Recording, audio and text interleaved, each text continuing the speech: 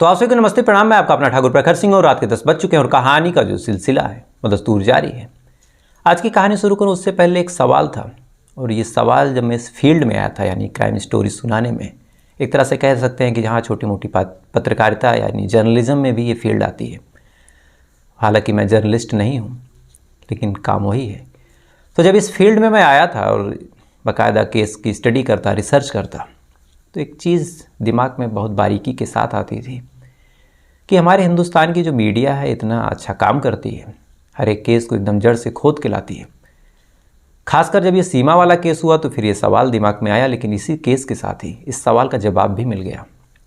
दरअसल जब सीमा वाला केस हुआ तो जिस मुल्क से हमारी बिल्कुल नहीं बनती, जहाँ पे एक तरह से यार ना हम लोग खतरा समझते हैं, पाकिस्तान, भारत की जो मीडिया है वो पाकिस्तान से कुछ ऐसे डॉक्यूमेंट्स, कुछ ऐसे दस्तावेज लेके सामने आ जाती है जो शायद सीमा हैदर को फिर या फिर उसके पति गुलाम हैदर को भी नहीं पता था कि ये डॉक्यूमेंट या फिर ये दस्तावेज कहाँ छुपे हैं। चाहे उसकी शादी का सर्टिफिकेट हो, चाहे उसकी पासपोर्ट की फ़ोटो हो, कई ऐसी कॉन्फिडेंशियल चीज़ें जो शायद किसी को भी नहीं पता थी, वो हिंदुस्तान की मीडिया लेके आती है, हम लोगों को दिखाती है। लेकिन जब ये सारी चीज़ें हिंदुस्तान की मीडिया इतनी तेज़ तर्रार है, ऐसे ऐसे काम कर देती है, तो फिर यहीं से एक सवाल आता है कि जब इतनी तेज़ तर्रार, इतनी अपने काम का जौहर मनवाने वाली मीडिया हमारी है, तो फिर ऐसा क्यों है कि इसकी जो रैंकिंग है ग्लोबल में यानी पूरे विश्व में इतनी गिरी हुई क्यों है। अब जैसे ही ये सवाल आता है उसके बाद फिर मैं खुद सोचता हूँ, और ये सवाल शायद कई सालों से जहन में था, लेकिन इसी केस की वजह से इस सवाल का जवाब मिल गया। दरअसल आपको याद होगा कि एक और लड़की अंजू पाकिस्तान चली गई है हिंदुस्तान से। अब ये जो लड़की है बाकायदा वीज़ा, पासपोर्ट, ये सारे लीगल डॉक्यूमेंट्स के साथ गई है। इसी वजह से पाकिस्तान की पुलिस ने भी उसको कुछ नहीं कहा। अब जब ये गई है तो जाने के बाद जो हिंदुस्तान की मीडिया है बाकायदा इस केस को फॉलो कर रही, एकदम पीछे पड़ गई, कभी शादी करवा दे रही, कभी प्री वेडिंग शूट करवा दे रही। जबकि वो जो लड़की है स्वयं कह रही है कि मैं कुछ दिन के लिए गई हूँ, मेरा जो मैक्सिमम जो टाइम है वो 90 दिनों का है, तो 90 दिनों के बाद तो मैं वैसे भी नहीं रह सकती, साथ ही मैं 3-4 दिनों में आ जाऊंगी, और आप लोगों को कोई सवाल करना है, कोई बात पूछनी है तो आप मुझसे पूछें, मेरे बच्चों को, मेरे पति को परेशान ना करें। अब दिक्कत ये नहीं है कि आप उस अंजू के पीछे पड़े हुए हैं, आप उस अंजू की कहानी सुना रहे हैं, आप उसके भाई का इंटरव्यू कर रहे हैं, आप उसके पति का इंटरव्यू कर रहे हैं, आप उसके रिश्तेदार हो, उसके पड़ोसी, उसके आसपास के लोगों के सबके इंटरव्यू कर रहे हैं। लेकिन दिक्कत ये है कितना सब कुछ होने के बावजूद अगर आपके पास इतना संसाधन है, आप इतने सारे सोर्सेज हैं, तो आप मणिपुर जाके इंटरव्यू क्यों नहीं करते? आप बंगाल की घटनाओं को क्यों नहीं दिखाते, जहाँ कुछ कार्यकर्ताओं ने एक घर को बाकायदा घेरा, उसके अंदर घुसने के बाद जलाया लोगों को, तमाम तरह की चीज़ें। जब आप ऐसे ज्वलंत टॉपिकों को छोड़ के ऐसे तुच्छ टॉपिकों के पीछे पड़ते हैं, किसी की पर्सनल लाइफ में इतना झांकने की कोशिश करते हैं, तब कहीं ना कहीं आपकी रैंकिंग गिरनी लाजमी है। और इस सवाल का जो जवाब है मुझे आज और कल में ही मिला कि भारत की मीडिया जो है उसकी जो रैंकिंग है इतनी डाउन क्यों है। क्योंकि भारत की मीडिया ऐसे टॉपिक्स को कवर ही नहीं करना चाहती जो शायद वर्ल्ड रूप में देखे जाएं। तो मुझे लगा ये बात आपसे शेयर करनी चाहिए, क्योंकि एक बड़ा ही गंभीर विषय है कि आप ऐसे टॉपिक्स को छोड़ के ऐसे छोटे छोटे विषयों पे, जहाँ एक लड़की बाकायदा वीज़ा पासपोर्ट के साथ गई है, वो रहे जाए उसका व्यक्तिगत मसला है, लीगल डॉक्यूमेंट्स है, वो कानूनी रूप से गई है, तो फिर क्या दिक्कत है। लेकिन खैर, मुझे लगा आपको कहना चाहिए तो मैंने आपसे कहा। अब आते हैं आज की कहानी का रुख करते हैं। और आज की कहानी एक ऐसी कहानी है जिस कहानी में पुलिस की जो जांच पड़ताल थी वो तो चर्चा में रही ही, क्योंकि जो जांच करने वाले अधिकारी थे, जो वहाँ के एसपी थे, वो अपने आप में बड़े चर्चित अधिकारी हैं।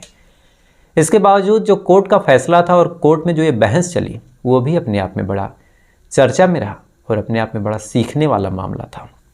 तो सीधा सीधा इस कहानी का रुख करते हैं। और इस कहानी की शुरुआत होती है उज्जैन से। उज्जैन में एक जगह है संजय नगर, और ये पड़ता है आगरा रोड के पास। और इसी संजय नगर इलाके का जो थाना लगता है वो है चिमनगंज थाना। बात है 8 नवंबर साल 2019 की, यानी आज से 4 साल पहले, या फिर कायदे से जोड़े तो 3.5 साल पहले। 3.5 साल पहले सुबह सुबह का वक्त रहा होगा, नवंबर का महीना, तो वैसे भी कड़ाके की ठंड है। पुलिस वाले बेचारे जैसे तैसे करके उठते हैं। जो ड्यूटी पे भी थे वो भी एक तरह से ठिठुरे हुए थे, नवंबर का महीना, कड़ाके की ठंड, ये सारी चीज़ें चल ही रही थी। इसी बीच पुलिस की फ़ोन की घंटी बज जाती है। पुलिस की फ़ोन की घंटी बजती है, पुलिस वाला फ़ोन उठाता है। उठाने के बाद एक शख्स था जो बेहद घबराई आवाज़ में बोलता है कि साहब आप जल्दी से आ जाइए। अब जैसे ही ये बात बोलता है तो पुलिस वाले पहले तो उसको समझाते हैं कि आप आराम से बताइए इत्मीनान के साथ कि क्या हुआ, आप कहाँ से बोल रहे हैं, अपना एड्रेस बताइए, तभी तो हम लोग आएंगे। इसके बाद ये शख्स अपना एड्रेस बताता है, कहता है कि संजय नगर में मैं फला गली से बोल रहा हूँ, मेरा नाम जो है वो विजय आठिया है और यहाँ पे कत्ल हो गया है। अब जब कत्ल का नाम पुलिस वाले सुनते हैं तो चौंकने की जो बारी थी वो पुलिस की थी। उसके बाद फ़ौरन एड्रेस वगैरह नोट करते हैं।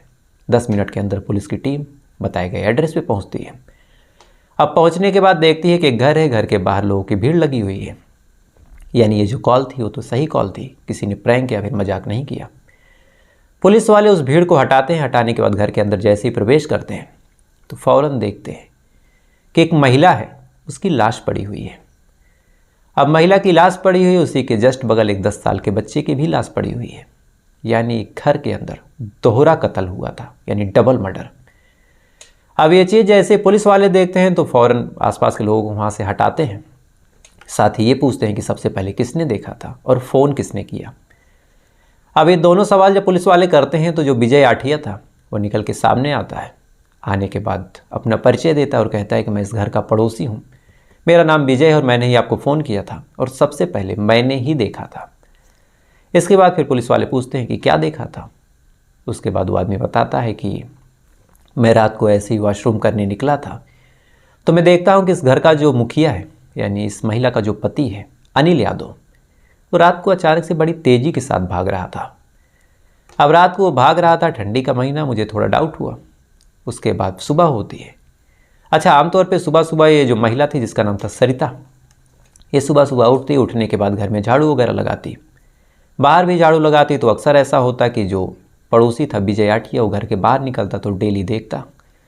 उसके बाद जो बेटा था वो भी तैयार होकर स्कूल जाता तो उसको भी देखता। लेकिन आज ऐसा था कि ना तो घर में झाड़ू लगी, ना ही घर से कोई आवाज़ आई। दरवाज़ा सुबह से ही बाहर से खुला। इधर रात को देखा था कि जो अनिल है वो भाग रहा। तो फिर कहीं ना कहीं जो विजय आठिया था उसको डाउट हुआ। डाउट होने के बाद वो घर के अंदर झांकने की कोशिश करता है। घर के अंदर जब झांकने की कोशिश करता है तो देखता है कि घर के अंदर 2 लाशें पड़ी हुई हैं। उसके बाद फ़ौरन वो चीख के बाहर निकलता है। चीख आसपास के लोग सुनते हैं, आसपास के लोग इकट्ठा होते हैं। इतने में ये पुलिस को फ़ोन कर देता है। अब ये तमाम चीज़ें जब ये पुलिस वालों को बता रहा था तो पुलिस वाले सारी चीज़ों को इत्मीनान से नोट करते हैं। उसके बाद बॉडी कब्जे में लेते हैं और जितनी चीज़ें इसने बताई थी और साथ ही 1-2 चीज़ें और। पहली बात तो इसने बताया कि जो इसका पति हो रात को भाग के कहीं जा रहा था। दूसरा कि एक महिला और उसके बच्चे का कत्ल हुआ, लेकिन इसका जो पति है वो सुबह से नदारद। तो 2 चीज़ें ऐसी पर्याप्त थी जब पुलिस वालों को लग गया कि कातिल कोई और नहीं है, इस महिला का पति ही है। पुलिस वाले इस महिला के पति के बारे में, जिसका नाम अनिल था, उसके बारे में पता करते हैं, उसकी कुंडली खंगालते हैं। साथ ही ये पता करते हैं कि वो भाग के कहाँ जा सकता है। अच्छा, पुलिस वालों के केस में एक चीज़ बड़ी कॉमन है, खासकर मीडिया वाले ये काम करते हैं। अगर मामला किसी छोटे मोटे पुलिस अधिकारी या फिर ऐसे अधिकारी जो शायद चर्चा में कम रहे, कम लाइमलाइट में रहे, तो ऐसे मामलों में पुलिस वाले ज़्यादा ध्यान नहीं देते।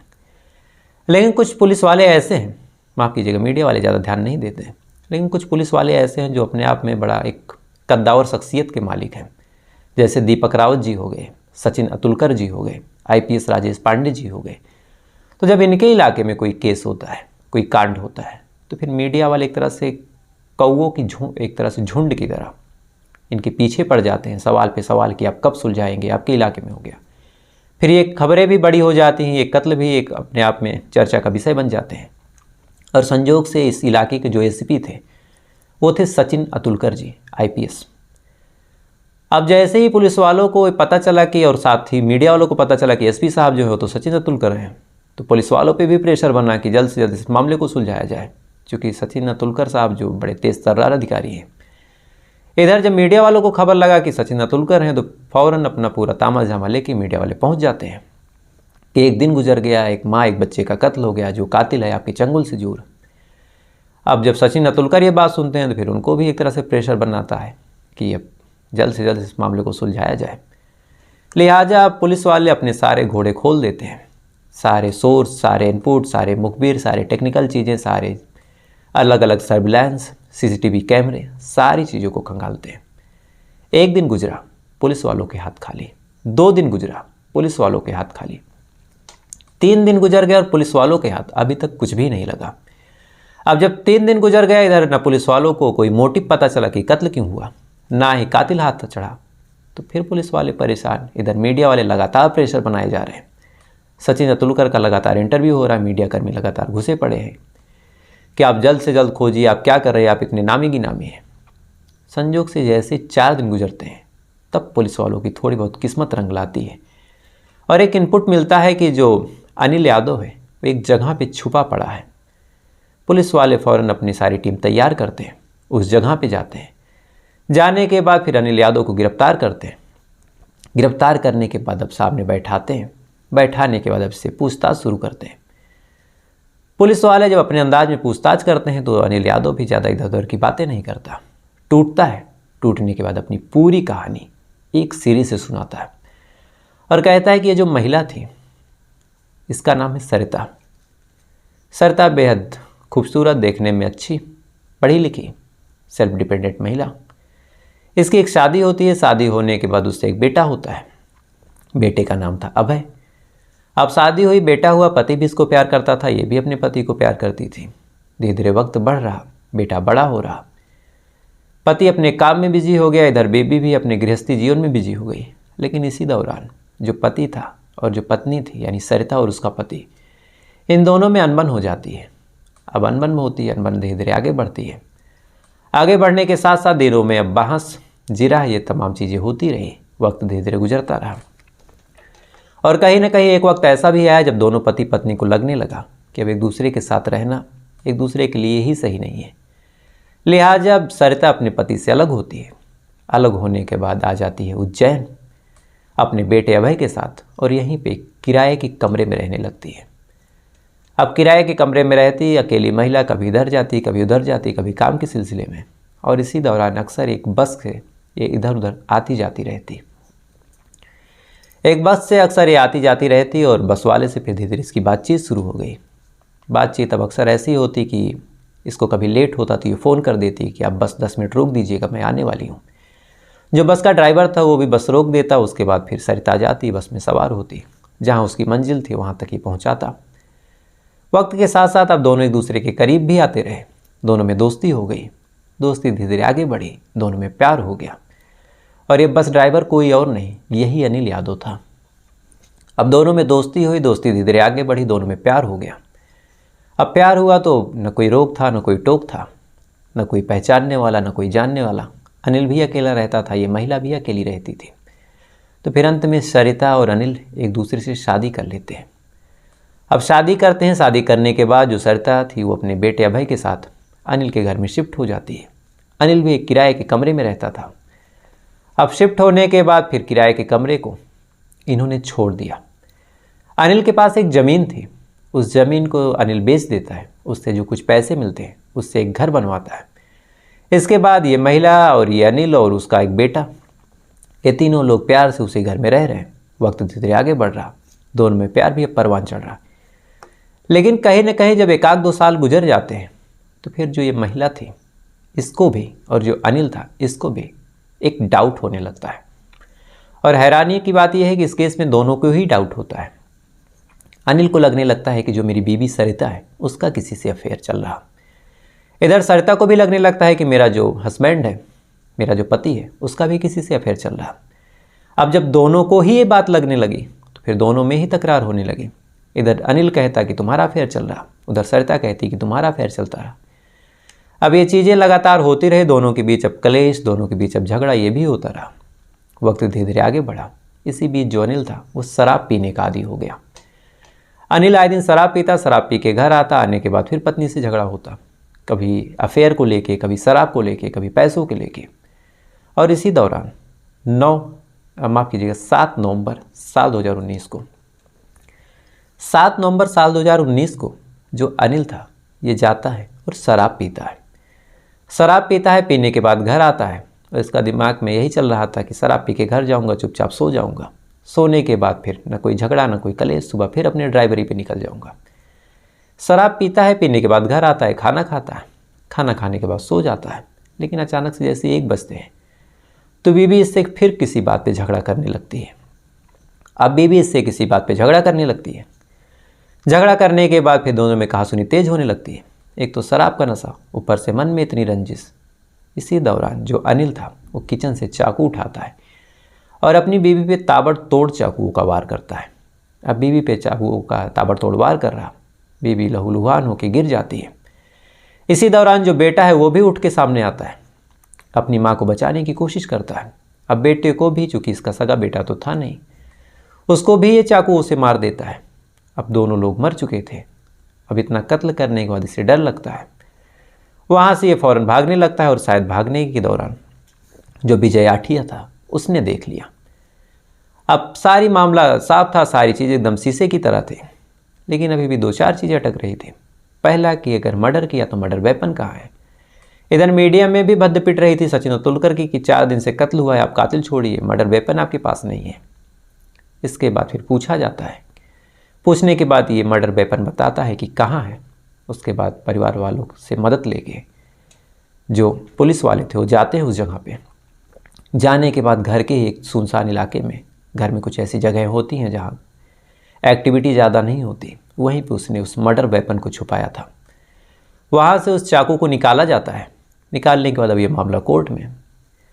अब जैसे ये मामला कोर्ट में गया तो कोर्ट में जाने के बाद ये जो पूरा मामला था ये फिर पलट गया, क्योंकि कोर्ट सबूत के साथ साथ गवाह भी मांगती है, और सबूत भी ऐसे मांगती है कि जिसमें कुछ दम हो, जो ठोस हो, और जहाँ से जो भी मुलजिम है उसको डिफेंस करने का कोई मौका ना मिले।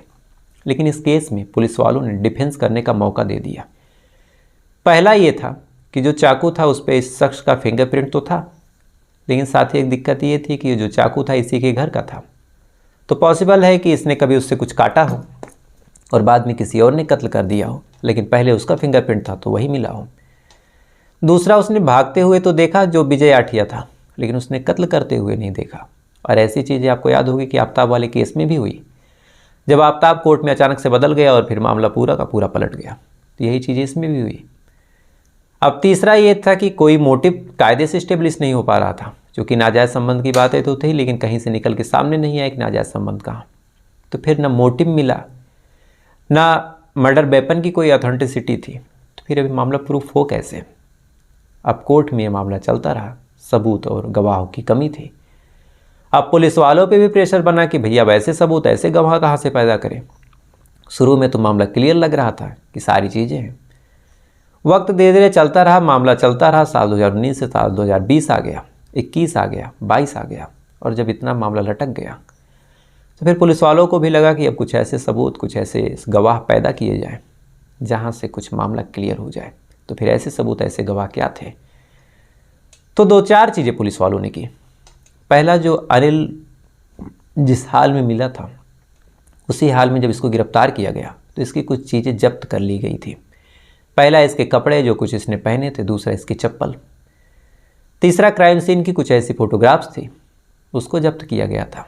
साथ ही इसके कपड़े और उस महिला के कपड़े, सारी चीज़ जब्त थी। तो कई ऐसे सबूत थे जो उस समय तक तो नष्ट हो गए, लेकिन एक ऐसा क्लू था जो अंत में जाके पुलिस वालों के हाथ चढ़ा, और वो क्लू था कि जब इसने कत्ल किया था तो कत्ल करने के दौरान जब फर्श पे खून गिरा तो खून में इसकी चप्पल भी पड़ गई। यानी चलते हुए इसने अपना चप्पल उस पर रखा तो खून पे उस चप्पल के निशान। उसके बाद फिर उसने 1-2 कदम जहाँ रखे वहाँ चप्पल के निशान छप गए। अब इतने समय बाद उस चप्पल पे कोई खून के निशान ढूंढना तो मुश्किल था, न जाने कितनी जगह उसने पैर धुला होगा। लेकिन एक चीज़ पॉसिबल थी, और वो चीज़ थी कि चप्पल का जो निशान उस फर्श पे मिला था, अगर वो निशान इस आदमी की चप्पल से मैच हो जाए तो कहीं ना कहीं क्राइम सीन पे इसकी प्रेजेंस जो है वो प्रूफ हो जाएगी, और अगर ये चीज़ प्रूफ हो गई तो कहीं ना कहीं मर्डर भी प्रूफ हो जाएगा। इसीलिए बाकायदा कपड़ों के डीएनए के साथ साथ चप्पलों का डीएनए कराया गया। तमाम तरह की और चीज़ें हुई तो 2 चीज़ें निकल के सामने आई।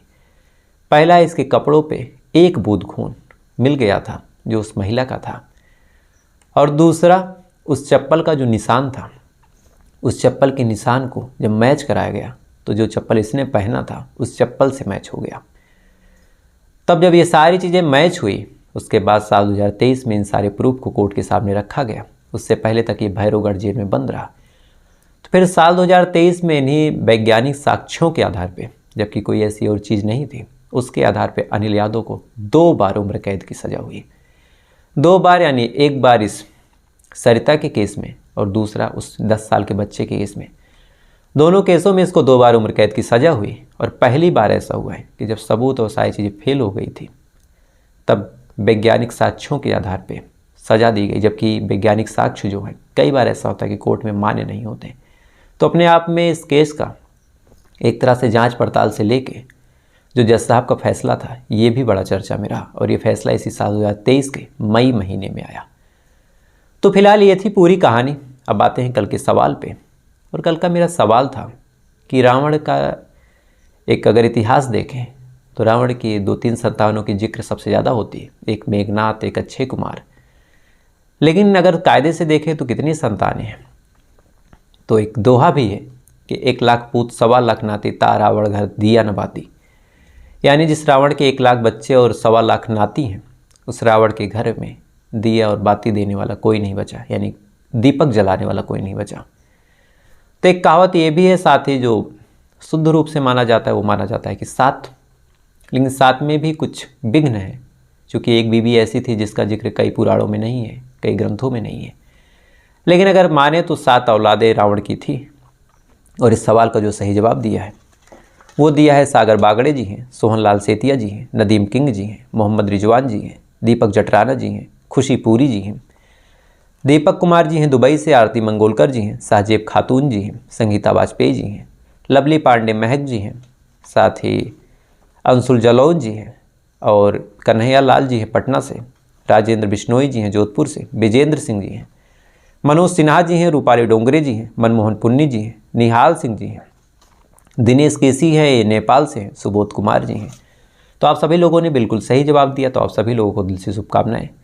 अच्छा, साथ ही कल की कहानी में मैंने एक गलती कर दी थी।